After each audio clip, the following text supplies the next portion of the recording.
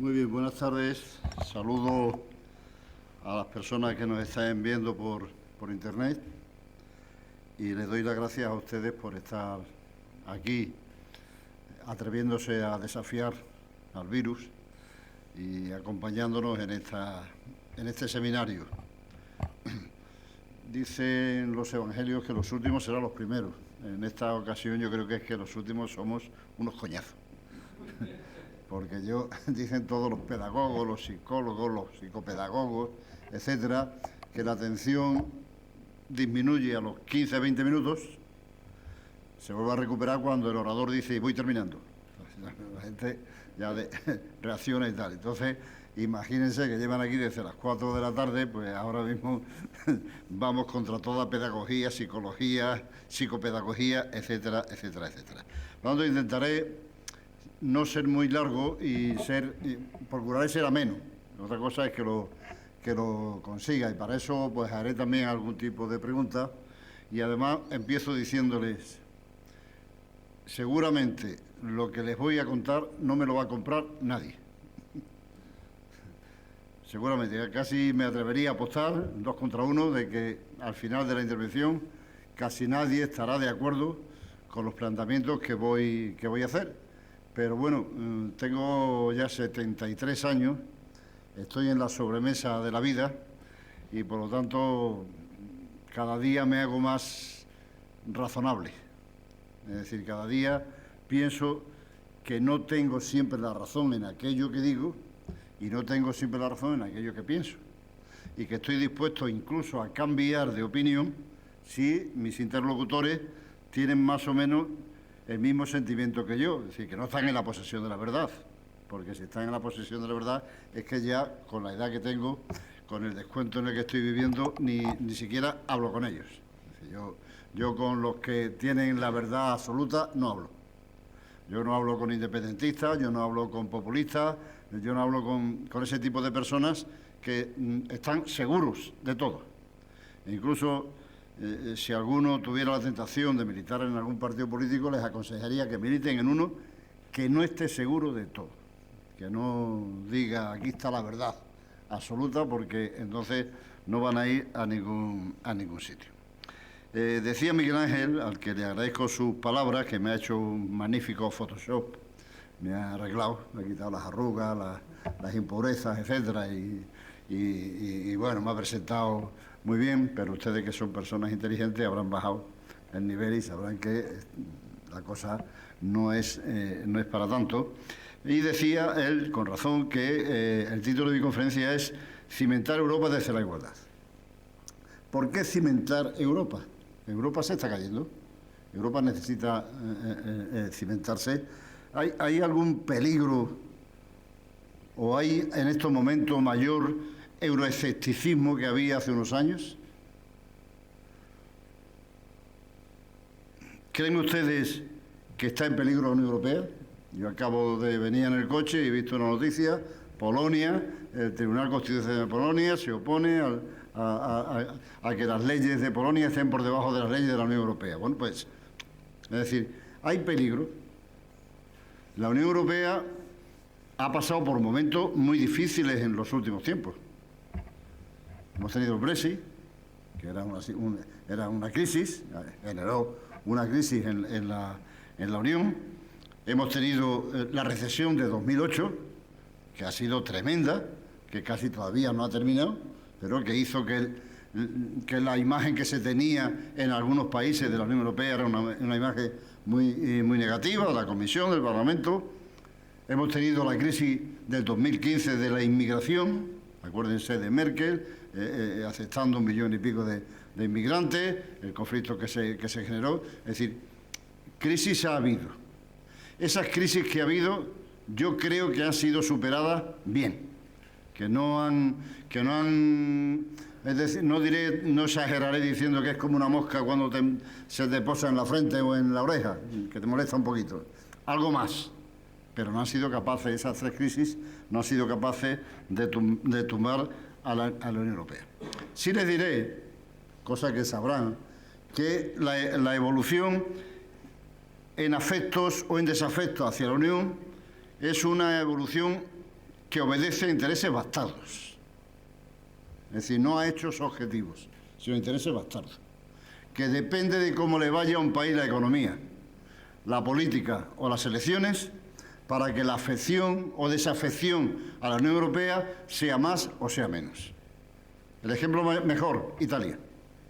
Italia en este momento es el país número 27 en desafección a la Unión Europea.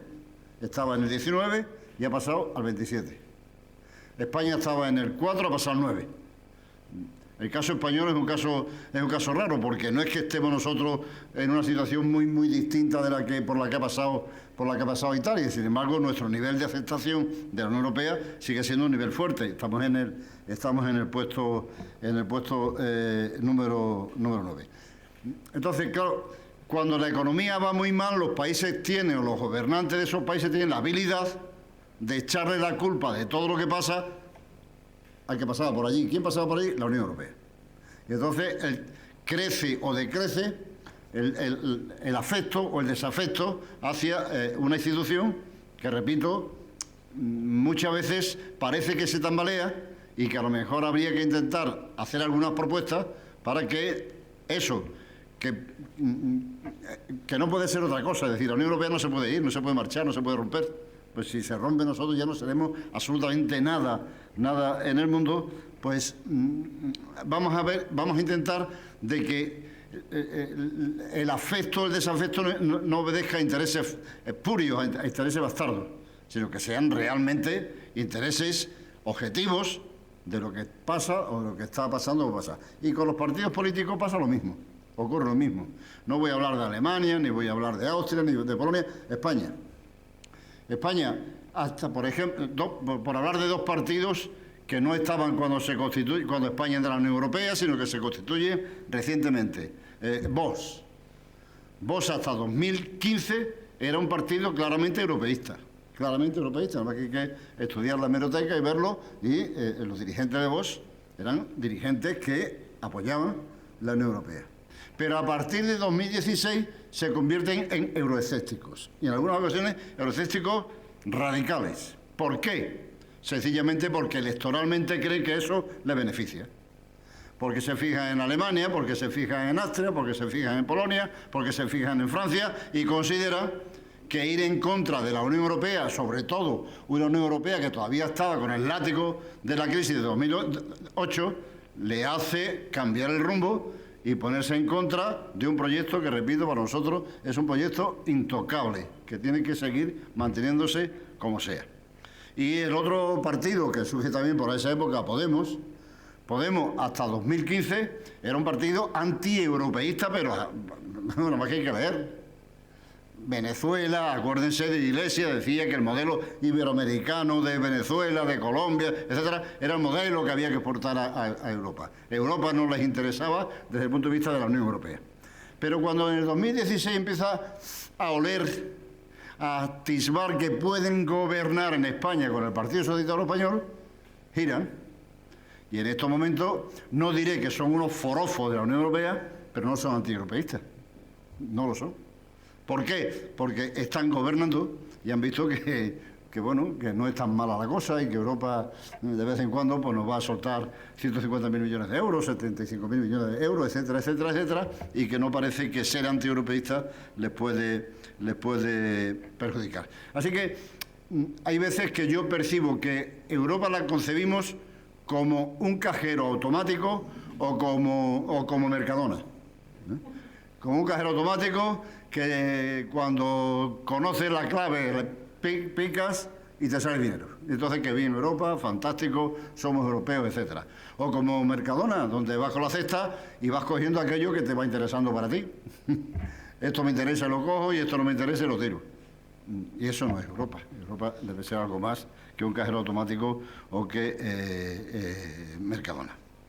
Si nos va bien, somos filoeuropeos. Si nos va mal, los gobiernos, como he dicho anteriormente, se encargan de echar la culpa al maestro almero, y el maestro almero no es otro más que la Unión Europea.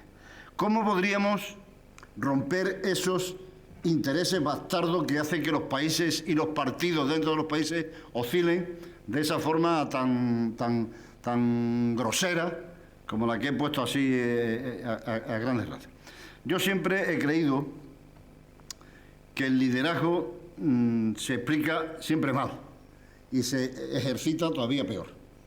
Es decir, el liderazgo tiene que tener un relato que no sea quién hace las cosas, qué cosas se van a hacer y por qué se hacen las cosas. Yo lo entiendo al revés. Es decir, han visto ustedes en estos días el Congreso del Partido Popular en los distintos puntos de España. ¿Qué es lo que se decía? Tú vas a ser presidente de España, tú vas a ser presidente de España, tú vas a ser presidente de España. Bueno, pero, es decir, eso es empezar por el quién. ¿Quién va a ser este? ¿Por qué? Bueno, ahora diremos por qué. ¿Y para qué? Ahora diremos para qué. Yo creo que eso no entusiasma a nadie. Es decir, tú vas a ser presidente de Europa, se le puede decir a Casado, Pablo Casado es, ¿no? Pablo Casado, o se le puede decir a Pedro Sánchez, o se le puede decir a cualquiera de ellos. Tú vas a ser presidente, tú vas a ser presidente. Pero eso no es decir absolutamente nada. Eso no es ejercer un liderazgo. Eso no es generar un sentimiento. Yo creo que el liderazgo se ejerce en sentido contrario. Oiga, ¿por qué queremos el gobierno? ¿Qué vamos a hacer en ese gobierno? ¿Y quién lo va a hacer?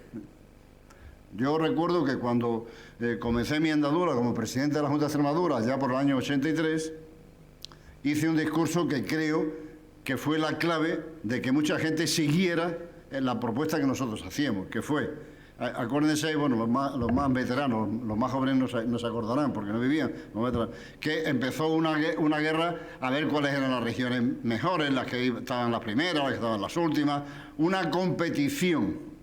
Y yo dije, para mí lo importante no es llegar los primeros, para mí lo importante es llegar todos juntos, aunque lleguemos más tarde.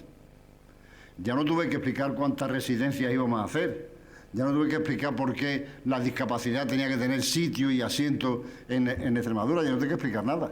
El que le gustaba eso de llegar todos juntos, aunque fuera un poquito más tarde, se iba contigo. Porque si tú dices, vótenme, a mí, que soy joven y guapo, que no es el caso, porque ya soy mayor, a mí, que voy además a hacer, ¿cuánto dice el PSOE que va a hacer? 30 residencias, yo 40. Y como decía Felipe González, y 2 huevos duros, además. Entonces, eso no genera. Entonces, el liderazgo debe ser el por qué se quiere hacer algo. Después veremos qué es lo que se va a hacer y después veremos quién lo va a hacer. Se acordarán ustedes también muy bien de Luther King, el discurso famoso que hizo Luther King, que por cierto, cuando hablaron, hubo 20 oradores. Luther King fue el 17, es decir, era ya de los del tendido del 8, que no era de los primeros, no era y cuando empezó a hablar y llevaba un rato hablando, la gente estaba aburrida. Y una señora mayor que le había escuchado otra vez le dijo, cuéntalo del sueño. Y entonces Luther King dijo, tengo un sueño, tengo un sueño, tengo un sueño, tengo un sueño, mis hijos. Y con el sueño se llevó a las masas. Solo con el sueño. El sueño de que sus hijos negros tenían que ser igual que los blancos. No dijo cómo había que hacerlo. No dijo quién lo iba a hacer. Lo que dijo era que tenía un sueño. Y todos aquellos que tenían ese mismo sueño, le siguieron. ¿Cómo se hacía eso? Bueno, ya veríamos. Pero lo importante era el sueño. Entonces, ¿por qué? ¿Por qué queremos Europa? ¿Por qué queremos Europa? ¿Qué es lo que nos puede ofrecer Europa que nos llene el corazón? No que sea el cajero automático. Si me da dinero estoy de acuerdo, si no me da dinero estoy de acuerdo. No. ¿Por qué? ¿Por qué? Y yo creo que lo que tendríamos que intentar era poner en valor algo que está olvidado, que es la igualdad. La igualdad es una palabra que se usa en todos los discursos políticos, etcétera, casi igual que se dice señoras y señores. Señores y señores, pues si empiezo ahora con la cosa. Y pues esto se dice libertad, igualdad y solidaridad. Libertad, igualdad y solidaridad. Porque la igualdad se encierra entre la libertad y la solidaridad. Pero de la igualdad nunca se acuerda nadie. no se define la igualdad. ¿Qué es la igualdad? El Partido Socialista, al que yo pertenezco, la semana que viene hace un congreso y se va a definir como ecologista y feminista. Pero, ¿y la igualdad? No, eso es libertad, igualdad y solidaridad. Entonces, ¿y la igualdad? Porque, sí, aparte de que tanta definición, si ahora eres feminista, es que antes no lo eras. ¿Y antirracista? ¿Por qué no te defines antirracista? ¿Y anti no sé qué? ¿Por qué no te defines? Entonces, ¿cómo conseguir lo de la igualdad? No hablo de la igualdad formal. No hablo de la igualdad que los juristas llamáis de jure, me parece. No, hablo de la igualdad material. De la igualdad material. Piensen ustedes, los que están aquí y los que están en casa también, qué es o cuáles son aquellas cosas que hemos conseguido los ciudadanos en Europa, también en otras partes del mundo, y que eran inimaginables que pudieran conseguirse. Cosas que a lo mejor ni siquiera sabíamos que podían existir y que hoy existen, o cosas que sabiendo que existían, pensamos que era imposible que se cambiaran. Piénsenlo y digan si quieren en voz alta cosas. Internet, por ejemplo, teléfonos móviles, inteligencia artificial, sanidad universal para todos, educación gratuita hasta los 16 años, pensiones para todo el mundo, pensiones para todo. Es decir, y fin de la homofobia y igualdad entre hombres y mujeres, igualdad de sexo. Todas estas cosas, algunas ni siquiera sabíamos que podíamos tenerlas porque no sabíamos ni siquiera que existían, y otras sabíamos que existían, pero estaban ahí desde que la humanidad es humanidad y nunca nadie se preocupó más que de moderarlo algo, pero no de cambiarlo. Si yo tuviera que elegir el cambio más sustancial que hemos hecho los ciudadanos a lo largo de estos últimos 40 años, el más importante, el más difícil, que creíamos que era imposible, me quedaría con la igualdad entre hombres y mujeres. Es que esto viene desde el principio de la humanidad. La mujer menos que el hombre, desde el principio de la humanidad.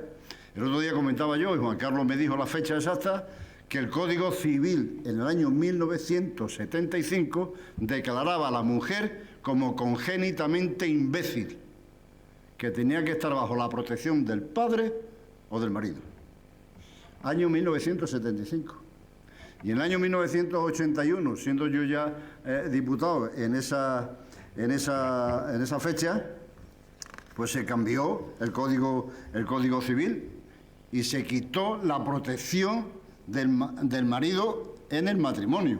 Y ya las mujeres pudieron sacar pasaporte, cuenta corriente, etcétera, etcétera. Estamos hablando del año 1981. Entonces, ha habido un cambio tan espectacular en tan poco tiempo, que parecía imposible que lo que venía de milenios nosotros lo hayamos podido cambiar. Y es verdad que la mujer se ha incorporado a la calle, al mundo del trabajo, se ha ido a la calle. Y es verdad que hoy, les cuento una anécdota, en el 27 Congreso del PSOE, año 1976, todavía no éramos legales, tuvimos que intervenir algunos en contra de algunas enmiendas que algunos compañeros presentaron a la ponencia de trabajo, en la que se decía textualmente que, porque había un paro tremendo, una inflación, algunos lo recordarán, del 25%, un paro tremendo, decía, en aquellos sitios donde trabaje el hombre y la mujer en un matrimonio, la mujer dejará de trabajar para que trabaje otro hombre. Esto defendían algunos socialistas. Y tuvimos algunos que emplearnos a fondo para que se quitara eso. Hoy nadie se atrevería a escribir eso, ni siquiera a decirlo, ni siquiera a pensarlo. Incluso aquellos que dicen, yo no soy machista, y saltan las mujeres, pero yo no soy machista, pero la mujer se ha incorporado a la calle. El hombre todavía le cuesta trabajo incorporarse a la casa. Perdonen que le ponga un ejemplo muy vulgar. Muy vulgar. Cuando yo era muy pequeñito, con 1 año, 2 años, como todos ustedes, Pues mi madre me hacía todo. Me hacía la cama, me hacía la comida, me lavaba, me bajaba los pantalones, cuando ya empecé a poner pantalones para poder hacer pipí, etc. Cuando fue pasando el tiempo, ya no me bajaba los pantalones, yo aprendí a subírmelo y a bajármelo. Aprendí eso. Pero hay mucha gente que solo se quedó en ese aprendizaje. No ha aprendido a hacer la cama, no ha aprendido a hacer la comida, no ha aprendido a lavar, no ha aprendido a hacer esas cosas. Siendo más fácil apretar el botón de la lavadora que el del inodoro, que muchas veces no sabes cuál coño de los dos es el botón que tiene que apretar, si el de, o de uno u otro. Entonces es verdad que eso pasa, pero el cambio ha sido brutal. Así que en 40 años igualdad de sexo.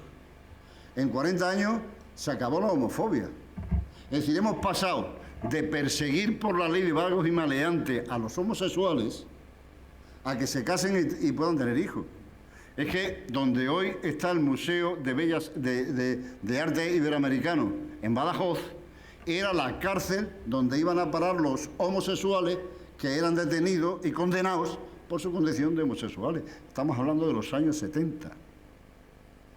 Y hoy todo el mundo lo ve absolutamente normal, que una jueza se case con otra jueza, o que un tío esté haciendo la colada y esté paseando al crío por la calle, o que todas estas cosas normales. A mí me parece fantástico. Ya nadie defiende la esclavitud, la esclavitud hasta el año 50 y algo existía legalmente en Estados Unidos. Creemos que esto lo quitó en el inicio de la Constitución americana. No, en el año 50 y tanto, y gracias a aquella señora que se sentó en el autobús y dijo: de aquí no me muevo por mucho que me digan, Rosa. Así que ya nadie defiende todas esas cosas. Hemos llegado a una situación donde no se concibe que se tengan distintos derechos por ser hombre o por ser mujer, por ser blanco o por ser negro, por ser homosexual o por ser heterosexual. Esto lo hemos superado. Y parecía increíble que pudiera ocurrir. ¿Por qué los europeos no nos proponemos, por ejemplo, conseguir que la diferencia entre ricos y pobres no sea tan brutal? No sea tan brutal. En el año 2015, 60 personas, las más ricas del mundo, tenían tanto dinero como 3.500 millones de personas en el mundo, en el planeta. 60 frente a 3.500 millones. En España, en ese año, los más ricos, los 20 más ricos de España, tenían tanto dinero como un tercio de la población, como 15 millones de habitantes.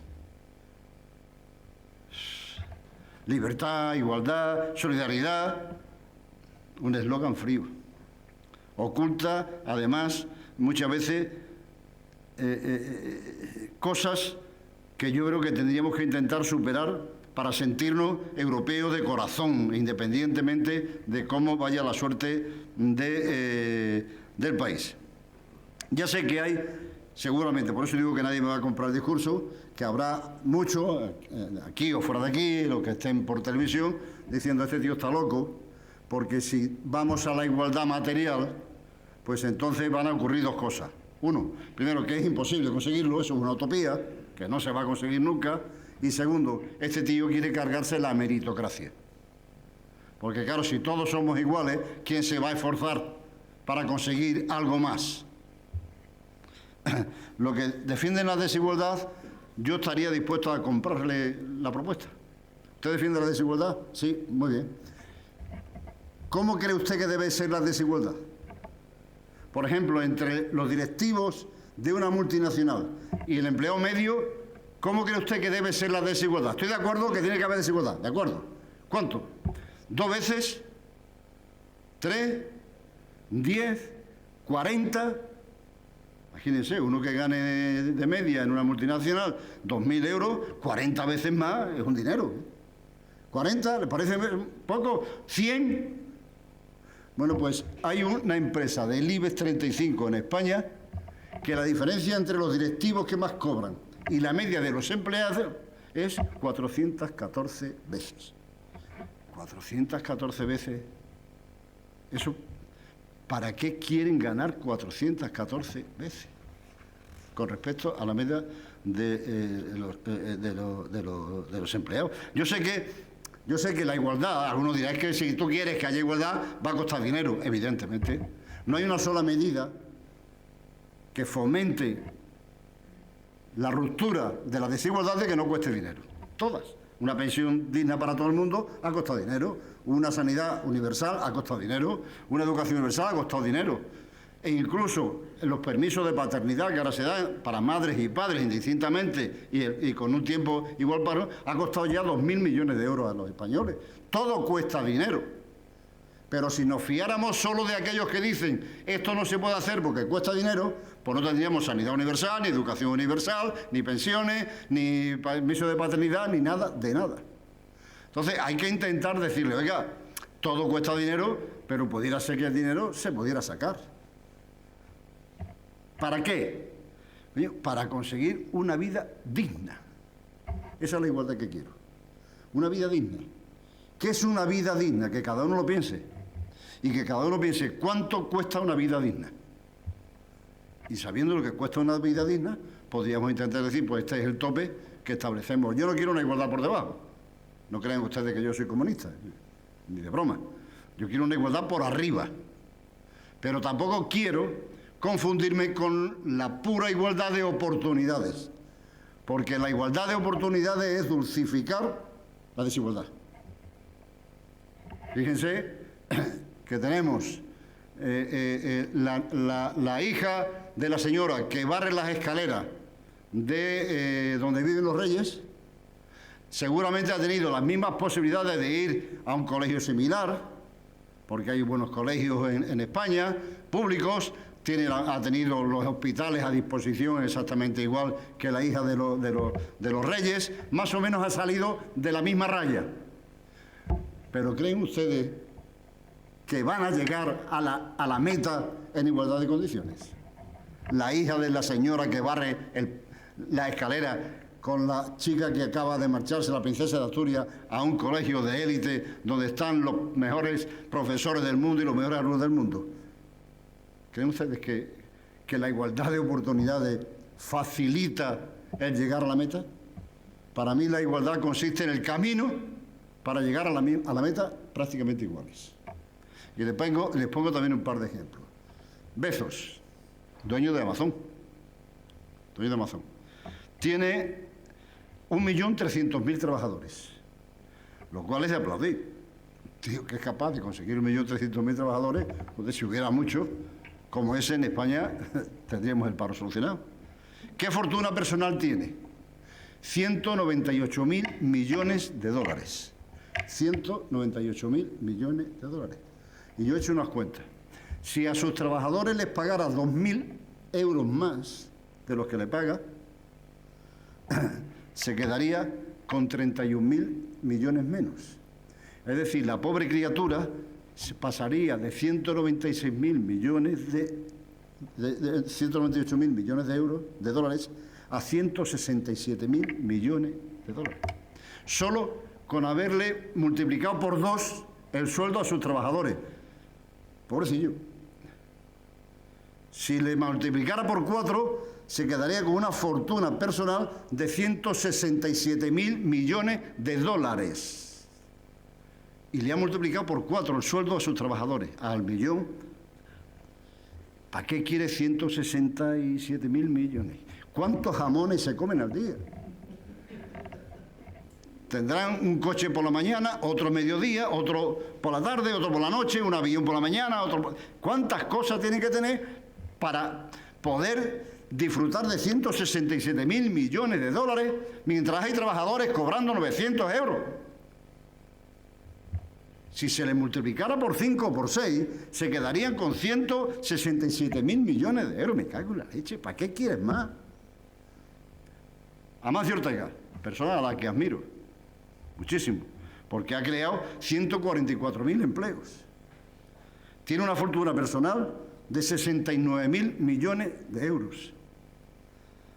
Si le diera a cada trabajador 3.000 euros más, serían 5.000 millones lo que le costaría la broma. Y se quedaría solamente con 64.000 millones de euros. Este se comería menos jamones, pero ¿para qué quiere 64.000 millones de euros? Si ya tiene asegurado sus hijos, sus nietos, sus bisnietos y lo que venga detrás. Pero fíjense lo que estoy diciendo. Ahora que tanto se habla de si el impuesto de sociedades, si se les cobra más a los ricos, se les cobra menos a los ricos, si a los trabajadores se les pagara 5.000 o 6.000 euros todos los meses, Hacienda recibiría mucho dinero. Porque el trabajador no se escapa. Ese por nómina paga. Y por lo tanto la Hacienda recuperaría muchísimo dinero y los trabajadores, en lugar de tener 1.000 o 1.500 euros, tendrían 6.000 o 7.000 euros de salario y podrían ya aspirar a llegar a la meta final casi en las mismas condiciones que el que tiene 100.000 millones de euros. Esa sería la primera propuesta. Claro, he leído esta tarde, un cocinero español famosísimo le paga a sus trabajadores por recogerle la uva, porque ahora se ha hecho bodeguero también, 8 euros a la hora. Claro. Y si le pagara 24, ¿qué pasaría? Esa gente tendría más posibilidades de que sus hijos tuvieran una formación y unas posibilidades de salir de la línea con mayor velocidad y mayores posibilidades que si le pagas 8, porque si le pagas 8, al final vas a conseguir 60.000 millones de euros. ¿Y cuántos jamones te vas a comer al día? Me cago en la leche. Segunda medida, ¿por qué no nos proponemos conseguir en Europa trabajo para todo el mundo? Hasta el 7%, que es, según los economistas, la cifra máxima, porque el resto son gente que no van a trabajar nunca. Es decir, ¿por qué no decimos, oiga, Europa se propone, 1, pagar a la gente mucho más, 2, conseguir trabajo para todos, trabajo para todos. ¿Cómo?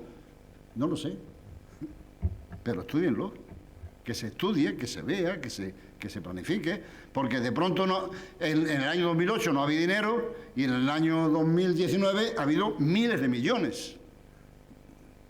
¿Cómo? Pues no lo sé. Pero yo sé que hay muchísima gente con muchísimas ideas, sobre todo en la sociedad del conocimiento, de la información y de la inteligencia, que si tuvieran apoyo estarían en estos momentos creando muchísima actividad económica para el país. Yo recuerdo, antes había una red social de adolescentes que era Twenty. La compró Telefónica, la creó un norteamericano maleducado, porque lo conocí, y era bastante maleducado, porque me recibió con los pies en la cima de la mesa, pero se le ocurrió en Cabeza del Buey, en un campamento aquí en Extremadura, se le ocurrió la idea del Twenty. Lo vendió por 70 millones de dólares a Telefónica. Y yo decía, si Telefónica hubiera contratado a 1.000 jóvenes a 3.000 euros al mes, le hubieran hecho 70 Twenty como mínimo. Porque aquí lo que hacemos ahora es decir, antes siempre se tuvo miedo en la economía tradicional a las grandes multinacionales. Ahora, después pasó un momento en el que se tenía miedo al tío del garaje. Ahora ya no se le tiene miedo al tío del garaje, porque al tío del garaje cuando inventa algo se lo compra, rápido, se queda sin... Así que, trabajo para todo. Y tercera medida, para que nadie se asuste, pagar salarios en función del beneficio del que paga. Yo no digo que si una empresa está en una situación difícil, le vaya a multiplicar por 5 el salario. Si está en una situación difícil, el salario será acorde con esa situación. Pero si la situación es boyante, los salarios tendrían que crecer en función, ¿cuánto? 10, 5 veces, ¿cuánto? ¿En función de qué? De la diferencia que tiene que haber entre el que más cobra y el que menos cobra. ¿Cuánta es la diferencia? Pongámonos de acuerdo. Esto que yo estoy diciendo no es ningún disparate, porque sabrán ustedes que después de la Segunda Guerra Mundial, Roosevelt hizo una ley de que todo aquel que pasaba de 100.000 dólares pagaba un 90% a la hacienda pública, del exceso. Y estuvo a punto de hacer algo que pedían los comunistas americanos años antes, que era que nadie podía tener una fortuna mayor de 25.000 dólares. No llegó a hacerlo. Pero si usted cobra más de 100.000 dólares, ese más paga al 90%.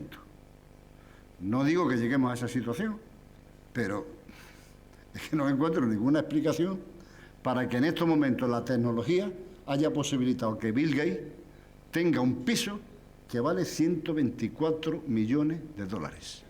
No lo puedo entender. Y como no lo puedo entender, en los años que me quedan voy a intentar combatirlo con discursos como este. Gracias.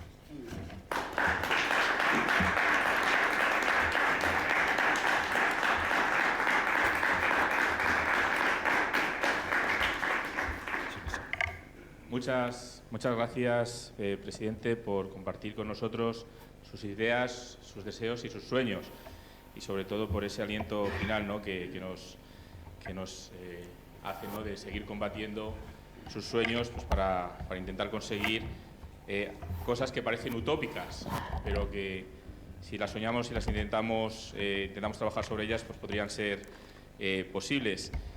Quizás a mí la duda que me surgiría ya no es el cómo, sino cómo luchar contra todas esas barreras que nos encontraríamos. Sobre todo entiendo que muchas de ellas serían a nivel legislativo, cuando tenemos que proponer medidas que a lo mejor son un poco difíciles de obtener, ¿no? Cómo conseguir convencer a los poderes legislativos que realmente hay que tomar medidas valientes para fomentar la igualdad. No solamente sobre estos ejemplos, sobre otros muchos ejemplos. Y ya aprovecho para dar la palabra al público también. Veo que hay alguna mano levantada ya por allí, con lo cual, mientras le voy pasando el micro, quizás pueda contestar a esa primera pregunta. Buenas tardes. Buenas tardes. Yo creo que no es adecuado decírselo, pero estoy enamorada de usted. Muchas gracias. Muy bueno escucharlo. Maravilloso, maravilloso. Isso merece la pena, no la tarde, el curso. Y quería invitarle, yo creo que usted, en que pese sus 73 años, que tenga muchos años de vida, porque necesitamos de gente como usted, ¿no? España y Europa. Y quería invitarle a, con su lucidez, considerar apoyar la cuestión, ya que usted habló de igualdad, de cuotas de género en consejos de administración. Y me preguntará usted por qué, pero usted es listo y ya sabe la respuesta. Sabe que estamos en deuda con esa cuestión hace muchos años, que desde 79 hay un convenio contra todas las formas de discriminación contra la mujer, que ya decía que las mujeres tienen que tener poder para cambiar sus vidas. Sabrá usted todas las directivas que hay en Europa sobre la igualdad. Sabrá usted que España no es contra la directiva de mujeres en consejos, pero, aunque no se encontra y que tenga dos leyes que yo entiendo que son modelos para el mundo, como la ley de igualdad, la ley orgánica de igualdad entre mujeres y hombres, y la ley contra la violencia de género, España no consigue aprobar cuota para mujeres, cuando en su entorno, todos los países de nuestro entorno que tomaron esa medida están avanzando, como Francia, como Alemania, como hasta nuestro antiguo amigo, hermano Reino Unido. Amigo sigue, hermano. Entonces, yo quería, frente a su discurso, frente a su lucidez y su compromiso con la igualdad, y creyendo que usted todavía, y por mucho tiempo será muy influyente, le pediría que considerara esa cuestión, apoyar esa cuestión, porque creo que España se está quedando atrás, sin ninguna necesidad, en una medida que va a surtir mucho efecto en nuestras vidas, y va a cambiar mucho el día a día que decía usted, de los hombres que no saben encender una lavadora. Entonces, son cosas que se retroalimentan, ¿no? El poder y las tareas de cuidados. Entonces, le hago esa invitación con todo mi corazón y muchísimas gracias. Ha sido maravillosa su intervención. Muchísimas gracias. Muchas gracias. Se lo agradezco muchísimo, muchísimo. Y me alegro que por lo menos alguien me haya comprado el discurso, porque yo tenía la sensación de que no iba a ser así. Lo que usted ha hablado de la mujer en el poder, habría que intentar, fíjese, en la última campaña electoral en España hubo un debate entre los candidatos, eran 7, no había ninguna mujer. Pero los líderes esos se hincharon de hablar de lo buenas que son las mujeres, de lo importante que son las mujeres y de lo que valen las mujeres. Y no hay ni una mujer que le diga, pues quítate ya, por favor, y deja que sea una mujer la candidata a presidente del gobierno, porque todos habláis muy bien de las mujeres, pero nadie se quita de en medio, nunca se quita nadie de en medio. Así que yo creo que se ha hecho un gran avance. Hablaba antes también Miguel Ángel de las dificultades que hay. Bueno, pero es que lo que hemos planteado de las mujeres y los hombres era todavía mucho más difícil. Es que eso venía de siglos, eso venía desde la antigüedad. Y hemos sido capaces de decir, yo creo que la palabra es el instrumento que transforma la realidad. Es decir, yo que soy filólogo, los filólogos, cuando les enseñamos a nuestros alumnos la función del lenguaje, les decimos cuáles son las funciones del lenguaje: la narrativa, la emotiva, la fática, la enunciativa, etcétera, que siempre es la realidad y el lenguaje cuenta esa realidad. Pero hay una función que no se pone en filología, que es la capacidad de transformar la realidad con el lenguaje. Si yo tuviera poder y dijera a dos personas, os declaro marido y mujer, he cambiado su realidad, solo con la palabra. No digo nada si, por ejemplo, mañana a los chinos y a los americanos les da por decir, os declaro la guerra. Solo con la palabra han cambiado nuestras vidas. Entonces, es muy importante hacer el discurso para que pudiera ser creíble y pudiera ser acaparado por aquellos que están dispuestos a dar un vuelco a la situación en la que estamos viviendo en estos momentos, que es una situación intolerable. Intolerable. Es decir, lo que he dicho antes, una vida digna es lo mínimo a lo que debería aspirar la sociedad. El otro día le pregunté yo a una jueza, oiga, ¿qué haría usted si mañana se presenta un joven de 24 años y le dice, oiga, a mí me trajeron al mundo sin preguntarme? Me sentaron en un pupitre con 3 años. Me sacaron de la escuela con 18, me metieron en la universidad, seguí sentado en un pupitre, me sacaron con 25 o con 24 y estoy sin trabajo y sin vivienda. Así que quiero que me devuelvan ustedes donde yo estaba. Porque yo no pedí venir. Y si me hubieran preguntado que si yo quería venir aquí para tener una vida indigna, hubiera dicho que no. Por lo tanto, a ver qué hacen ustedes y me llevan donde estaba. Porque es que yo creo que tenemos derecho a tener una vida digna. Ya no digo iguales todos, pero sí digna. Y digna es cuantificar cuánto vale una vida digna. ¿Cómo es posible que alguien tenga estas fortunas y haya gente en estos momentos en España que no pueden poner el frigorífico o la lavadora porque no les llega a final de mes para poder lavarla y hacer la colada? No es posible. Y además, uno no es feliz sintiendo esa situación, por muy bien que te vaya la vida. No vas a ser feliz haciendo eso. Por lo tanto, yo creo que el discurso es el que hace posible el que las cosas cambien. Si no las echamos a volar, las cosas nunca van a cambiar. Vamos a seguir aceptando. Y sobre la igualdad no se habla. Pero no hablan ni los socialistas, ni los de Podemos, nadie habla de la igualdad. La igualdad es una palabra que se pone en el medio entre libertad y solidaridad. Libertad, igualdad y solidaridad. Pero de la libertad ya viene, ya la tenemos. Además, eso son valores que están en la Constitución, de todas las constituciones. La solidaridad depende, ¿no? Y la igualdad, no, de eso no se habla. Un momentito. ¿Perdón? Sí, Eugenio. De la igualdad.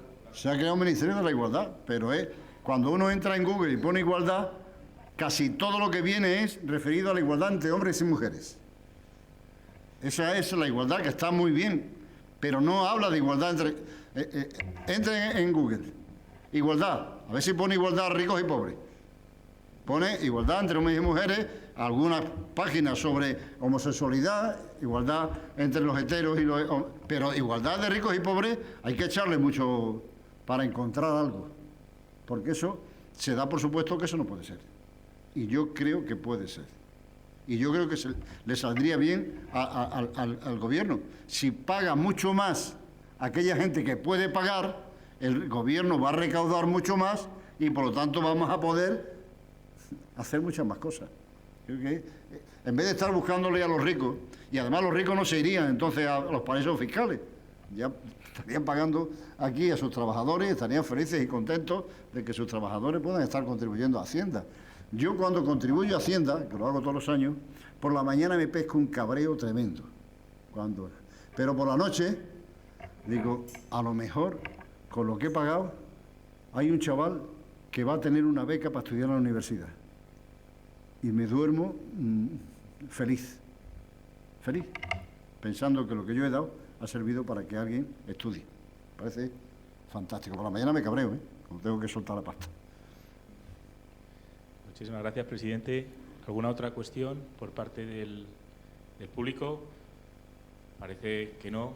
De todas maneras, nosotros vamos a tomar buena nota porque una de las preguntas que hacemos en este foro, que se enmarca además dentro de la Conferencia para el Futuro de Europa, es precisamente qué podemos aportar, ¿no? Qué puede aportar cada ponente, qué ideas puede aportar para contribuir a esa conferencia, ¿no?, que es sobre el futuro de Europa y mejora Europa. Creo que ha quedado perfectamente contestado con su intervención y cuando consigamos tener el texto lo haremos también llegar como conclusiones. Yo creo, Miguel Ángel, si me dejas solo un minuto también, que habría que intentar también, ahora está corriendo la cosa de que nuestros hijos van a vivir peor que nosotros.